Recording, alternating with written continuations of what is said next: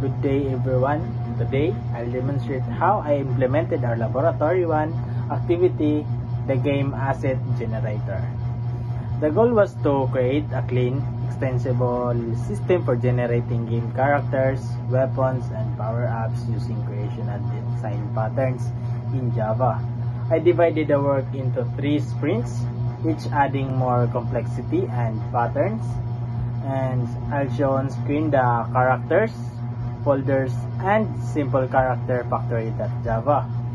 In sprint 1, I used the factory method pattern to create 3 characters types, which is assassin, fighter, and tank, and each implements the game character interface and has its own attack method.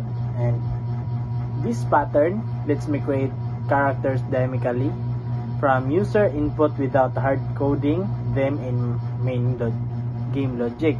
If I want to add a game character later, I just create a new class and update the factory changes the rest of the code. And in Java creational patterns,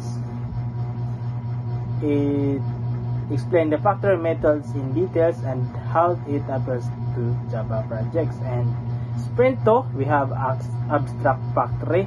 And abstract factory, I'll show the factories folder with medieval factory and futuristic factory. And in sprint 2, I added weapons and power-ups, grouped into themes and the abstract factory pattern. And for example, the medieval set gives a great sword and health boost, while the futuristic set gives a shield and energy shield.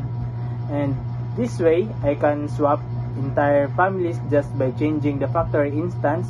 No other code changes needed. And in sprint 3, we have singleton and builder. I'll show the manager and game manager.java and builder and character builder.java.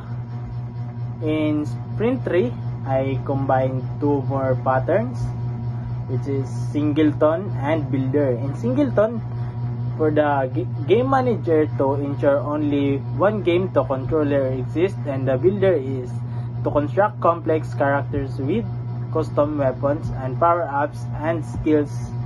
And the builder pattern makes it easy to create characters with many optional attributes without messy constructors. And we have integration and game context.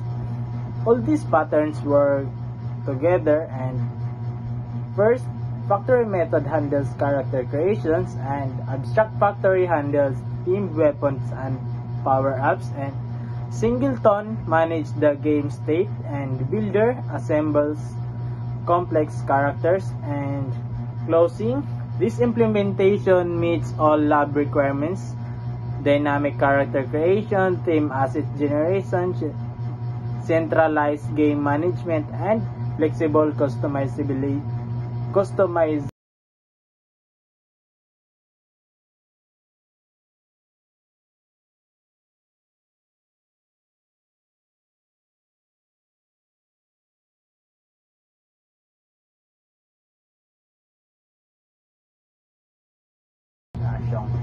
Good day everyone.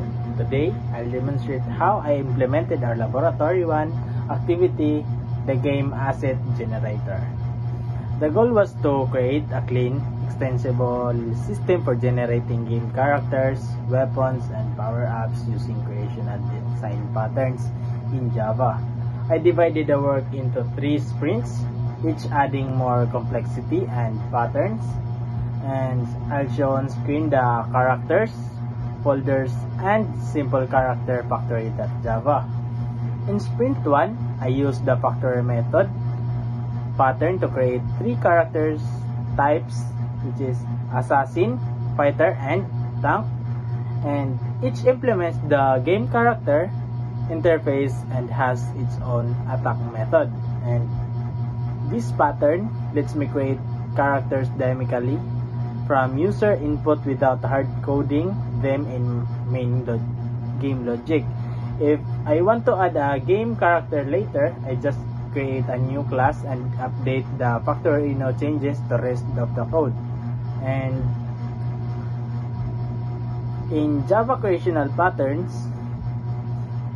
it explains the factory methods in details and how it applies to Java projects. And Sprint 2, we have abstract factory. And abstract factory, I'll show the factories folder with medieval factory and futuristic factory. And in Sprint 2, I added weapons and power-ups, group into teams, and the abstract factory pattern. And for example, the medieval set gives a great sword and health boost, while the futuristic set gives a shield and energy shield.